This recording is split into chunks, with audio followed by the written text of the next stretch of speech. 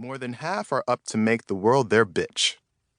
And 3, probably the most important bullet of all these, I'm a raging homosexual.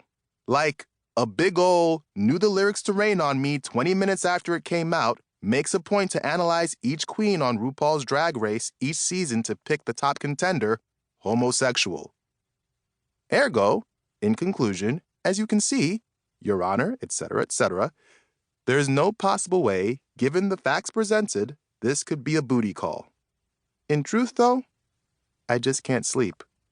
A logical person would just give up and start their day like a normal member of the 55% of America.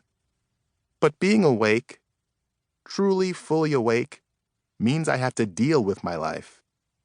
And I'm not at all ready for that.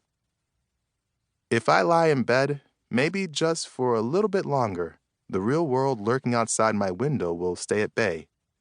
I won't have to deal with the fact I'm a 26-year-old who just lost his job.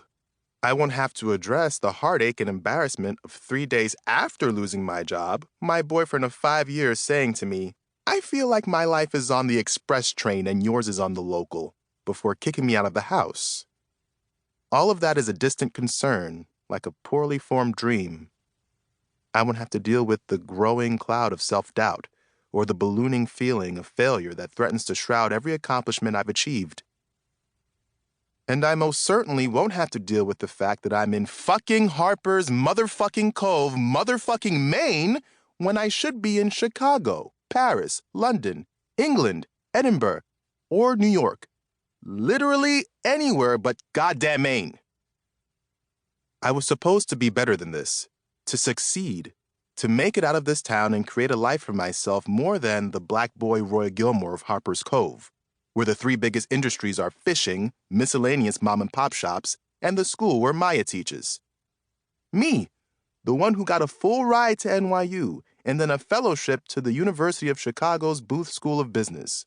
My life was SET. I was going to be the Christina Yang of business school, with a touch of Meredith Grey to balance out the sassy. Everything was perfect. But you know what happens when things start to look a little too perfect in someone's life? Whoever controls the universe laughs in your face and throws everything out of whack. And now I'm back here. End credits. 20% on Rotten Tomatoes. Let me be perfectly clear.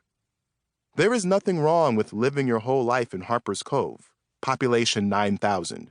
Stars Hollow, Harper's Cove, seriously, we're nearly the same population size, the same single high school and middle school combined, everything. It's a great place to settle down and raise a family, if the quiet life is what you want.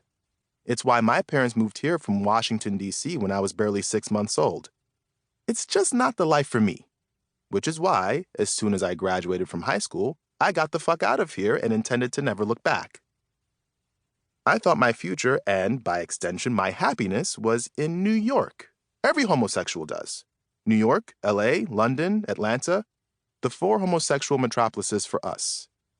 That, of course, as luck would have it, is why I ended up in Chicago, thanks to a professor who invited me to a speech by another professor from UChicago who spoke at NYU when I was an undergrad.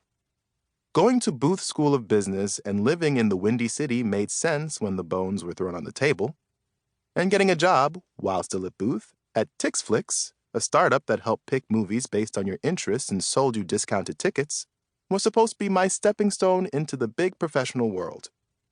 Helping startups better themselves in the first 2 years of their inception, the most critical point of a startup, is where I thrived.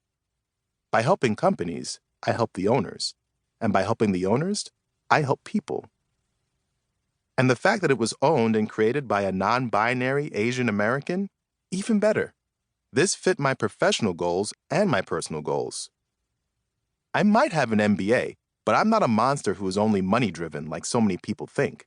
My parents taught me better than that.